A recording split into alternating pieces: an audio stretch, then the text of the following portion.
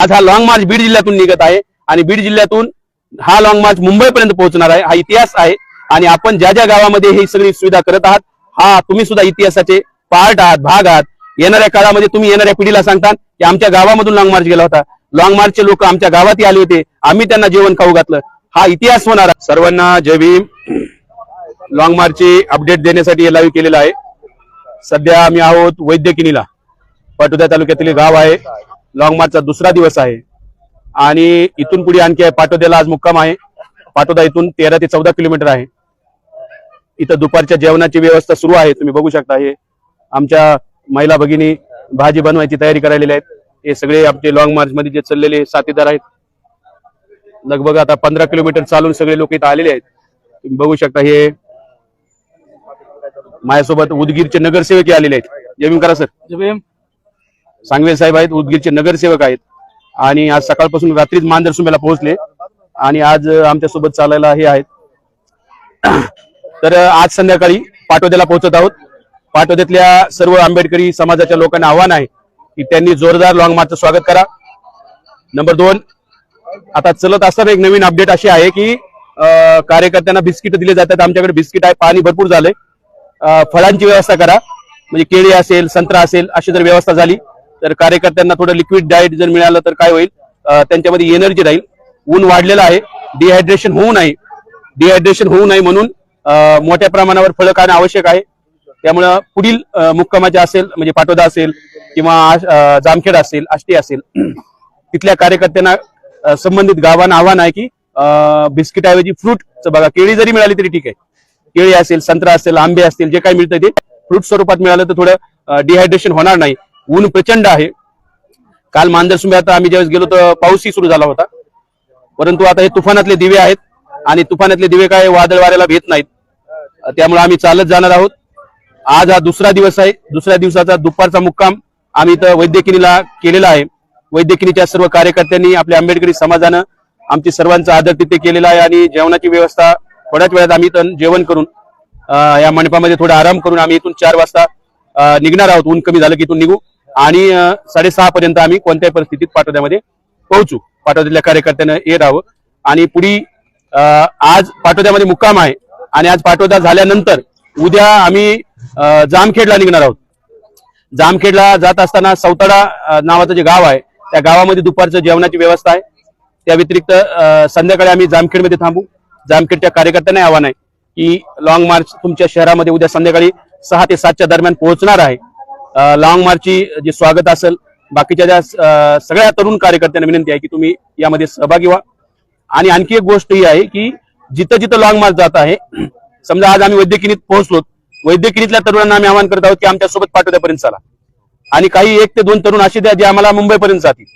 पाटोद्यामध्ये पोहोचल्यावर पाटोद्यातल्या तरुणांना आव्हान आहे की तुम्ही आम्हाला जामखेडपर्यंत सोडायला द्यावं। 1 दिवस समाजासाठी द्या, कमीत कमी 1 दिवस चाललं पाहिजे आणि त्याच्यानंतर ज्याला शक्य आहे त्यांनी मुंबईपर्यंत चालावं, परंतु कमीत कमी 1 दिवस जरी चाललात, उद्या पाटोद्यातील सर्व कार्यकर्त्यांना विनंती आहे की त्यांनी आम्हाला जामखेडपर्यंत सोडायचं आहे आणि जामखेडच्या कार्यकर्त्यांना विनंती आहे की त्यांनी आम्हाला आष्टीपर्यंत सोडायचं आहे। आष्टीच्या कार्यकर्त्यांना विनंती आहे की त्यांनी आम्हाला धानोऱ्यापर्यंत सोडायचं आहे, कारण प्रत्येक ठिकाणी आम्ही मुक्काम करत आहोत। तर कार्यकर्ते एवढं चालायची सवय नसते, दररोज 20 किलोमीटर 25 किलोमीटर चालल्यानंतर काय होती अवस्था, हे आम्ही काल पहिला दिवस होता, पहिला दिवस 20 किलोमीटर चाललेलो आहोत, आज जवळपास 15 किलोमीटर चालून इथं पोहोचलेलो आहोत। तर पुढच्या कार्यकर्त्यांना आव्हान आहे की प्रत्येकानं लॉंग मार्च मध्ये कमीत कमी 1 दिवस चाललं पाहिजे आहे। आम्ही काय आमच्या स्वतःच्या नोकरीसाठी ही लढाई नाहीये, समाजाचं आरक्षण वाचवण्याची ही लढाई आहे आणि आरक्षणाचं जे अबकड होत आहे, हे अबकड जर आपल्याला हाणून पाडायचं असेल तर प्रत्येक कार्यकर्त्याची एकतरी सेल्फी, एकतरी व्हिडिओ हा लॉंग मार्च मध्ये असला पाहिजे। म्हणजे तुमच्या सोशल मीडियावरती तुम्ही लॉंग मार्च मधला व्हिडिओ, लॉंग मार्च मधला व्हिडिओ असेल, एखादा फोटो असेल, तो टाकत चला। कारण काय होणार आहे, जेवढा जनसमुदाय दिसेल, लॉंग मार्चच्या एवढ्या पोस्ट पडल्या पाहिजे की सरकारची झोप उडाली पाहिजे। काय करायचं आहे की गावोगावी आपला आंबेडकरी समाज बघा, आर्थिक अडचणीमुळे आम्ही जेवणाची आमच्या अगोदर डोक्यात होतं की एक आयसर आणखी एक करायचं होता, ज्याच्यामध्ये जेवणाचं साहित्य राहील, म्हणजे तांदूळ राहील, गहू राहतील, डाळी राहतील आणि एक आचारी, 2 त्याच्यासोबत हेल्पर राहतील। भांडे आम्ही किराने घेणार होतो, पण त्याच्यासाठी 4 ते 5 लाख रुपयाचा खर्च होता। आतापर्यंत महाराष्ट्रातील लोकांनी जे आम्हाला या लॉंग मार्चसाठी आपला टोटल खर्च चालला जवळपास 30 लाखाच्या आसपास खर्च आहे आणि आतापर्यंत एक 4 लाखाच्या आसपास अमाऊंट आपल्याकडे जमा झालेली आहे। पैशाच्या अभावी आम्ही ते आयसर करू शकलेलो नाहीत, जेवणाची व्यवस्था करू शकलो नाहीत आणि आम्ही समाजाच्या भरोश्यावर निघलेलो आहोत. समाजानं खाऊ घातलं तर खातो, नाही तर उपाशी राहू. ज्या ठिकाणी जेवणाची व्यवस्था आहे त्या ठिकाणी जेवण करू, ज्या ठिकाणी नाश्त्याची व्यवस्था आहे नाश्ता करू, ज्या ठिकाणी मुक्कामाची व्यवस्था आहे मुक्काम करू. समाजाच्या भरोश्यावर हे तरुण पोरं निघलेले आहेत आणि हे तरुणापैकी जे निघले त्यांना कुणाला नोकरी नाही करायची. जे समाजाची लढाई आहे, समाजातली आपले येणाऱ्या पिढीची लढाई आहे, त्यांना हे भेटावं म्हणून हे सगळं सुरू आहे. समाजाच्या भरोश्यावर आम्ही निघलेलो आहोत, परंतु आपला समाज एवढा दानशूर आहे. आंबेडकरी समाजाचं खरंच कौतुक आहे की कालपासून बघतोय ठिकठिकाणी आम्हाला प्रत्येक ठिकाणी पाण्याची व्यवस्था होत आहे, बॉटला दिल्या जातात, बॉक्स दिले जातात, बिस्किट दिले जात आहेत, जेवणाची व्यवस्था होत आहे. आंबेडकरी समाज कधीही आम्हाला उपाशी राहू देणार नाही, ही गॅरंटी आहे. आणि हीच आहे आपल्या समाजाची खासियत. आणि लढाई काय असते, कारण लॉंग मार्च आपल्या बीड जिल्ह्याला लॉंग मार्च माहीत नाहीये, कारण त्या अगोदरच्या कालखंडामध्ये बाबासाहेब आंबेडकरांचं नाव द्यावं या विद्यापीठाला म्हणून जोगेंद्र कवाडे असतील आणि सर्वच नेत्यांनी त्या काळात लॉंग मार्च काढला होता. आज हा लॉंग मार्च बीड जिल्ह्यातून निघत आहे आणि बीड जिल्ह्यातून हा लॉंग मार्च मुंबईपर्यंत पोहोचणार आहे. हा इतिहास आहे आणि आपण ज्या ज्या गावामध्ये ही सगळी सुविधा करत आहात, हा तुम्ही सुद्धा इतिहासाचे पार्ट आहात, भाग आहात. येणाऱ्या काळामध्ये तुम्ही येणाऱ्या पिढीला सांगता की आमच्या गावामधून लॉंग मार्च गेला होता, लॉंग मार्चचे लोक आमच्या गावातही आले होते, आम्ही त्यांना जेवण खाऊ घातलं. हा इतिहास होणार आहे आणि येणाऱ्या पिढीला तुम्ही सांगता की आम्ही त्या लढाईमध्ये होतो.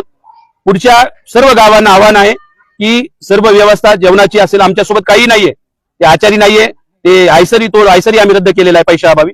आणि जेवणाचं कोणतं साहित्य नाही, काही फक्त बिस्किट आणि पाणी आहे आमच्याकडे.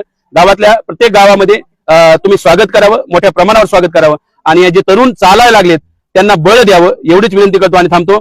जय भीम, जय भारत.